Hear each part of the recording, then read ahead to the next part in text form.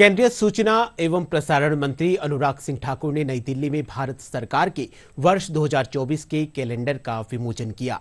इस बार कैलेंडर की थीम हमारा संकल्प विकसित भारत रखी गई। इस मौके पर सूचना प्रसारण मंत्री ने कहा कि पिछले 10 साल के दौरान अलग अलग क्षेत्रों में सरकार की उपलब्धियों को कैलेंडर के माध्यम से बताया गया है।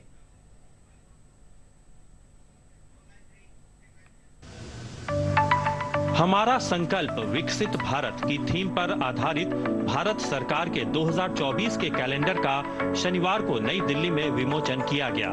कैलेंडर का हर पेज अलग अलग महीने की थीम को दर्शाता है। हर पेज पर QR कोड दिया गया है जो उस महीने की थीम के बारे में विस्तृत जानकारी देगा। जनवरी महीने की थीम है बढ़ता सामर्थ्य आत्मनिर्भर बनता भारत, जबकि फरवरी महीने की थीम राष्ट्र निर्माण के लिए संकल्पबद्ध युवा शक्ति। मार्च महीने की थीम वंचितों को वरीयता। अप्रैल की थीम महिलाओं के नेतृत्व में विकास। मई की थीम किसान की उन्नति देश की प्रगति। जून की थीम बढ़ता रोजगार और स्वरोजगार। जुलाई की थीम आगे बढ़ता मध्यम वर्ग।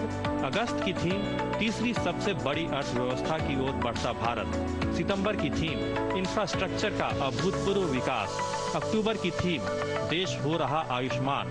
नवंबर की थीम विरासत भी विकास भी और दिसंबर की थीम है विश्व मित्र भारत। सूचना एवं प्रसारण मंत्री अनुराग सिंह ठाकुर ने इस मौके पर कहा कि पिछले 10 साल में सरकार ने देश को नई ऊंचाइयों पर पहुंचाया है, जिसका उल्लेख 2024 के कैलेंडर में किया गया है। तारीखें बदलती गई, महीने बीतते गए, कैलेंडर पर साल नए चढ़ते गए, पर जो बदला नहीं वह सेवा का हमारा भाव, दागदार भ्रष्टाचार मुक्त सरकार का दावा, गरीब कल्याण की प्रतिज्ञा, विकसित भारत के निर्माण का संकल्प।